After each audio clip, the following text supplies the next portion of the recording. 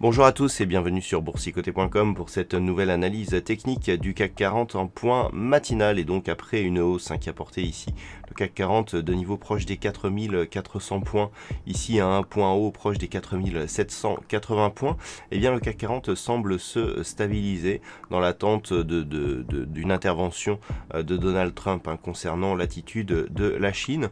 On peut donc consolider aujourd'hui autour des 4000, enfin au-dessus de cette zone ici des 4700 points que j'ai ajouté en termes de tracé très court terme, puisque ce niveau sera significatif semble-t-il.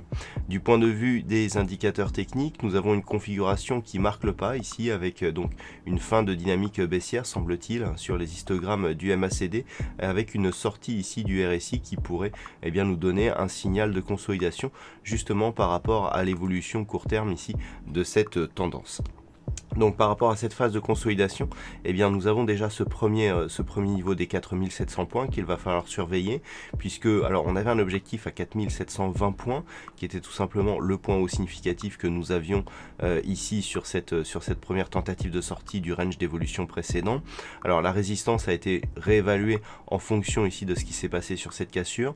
On voit ici que la zone des 4700 points agit comme résistance, et sur la séance d'hier, elle a agi comme support. C'est une zone approximative. Il faudra donc surveiller en cas de consolidation que celle-ci agisse désormais comme niveau de support pour valider une possible poursuite du mouvement. Si cette zone venait à céder, on a ici un tracé de retracement de Fibonacci qui nous donne un premier retracement à 4486 points. C'est sur rupture de cette zone qu'on pourra atteindre le deuxième retracement ici à 4625 points. Dans ce cas, c'est la moyenne mobile 20 exponentielle qu'il faudra surveiller, puisque nous sommes ici sur une tendance qui est en train de prendre un biais directionnel suite à l'attaque de la bande de Bollinger supérieure. Ici, un retour sur cette moyenne mobile pourrait valider donc un point de consolidation pour une continuité de tendance. Par contre, sur une rupture ici des 4625 points, là on aurait un possible affaiblissement de cette dynamique. Tant que les cours restent au-delà des 4570 points, on resterait toutefois dans une dynamique haussière. Naturellement, si les cours valident une rupture ici des 4784 points, l'objectif reste une poursuite du mouvement haussier en direction des 4920 points. Voilà donc ce que l'on peut dire sur cette configuration technique. D'un point de vue macroéconomique, alors nous avons déjà eu des chiffres ce matin avec notamment les chiffres du PIB français qui ont été dévoilés et qui montrent moins de détérioration que ce qui était attendu.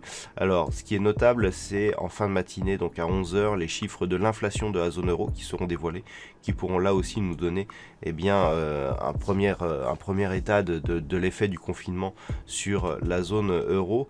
Alors nous aurons divers chiffres, par exemple nous aurons le PIB du Brésil qui sera dévoilé à 14h.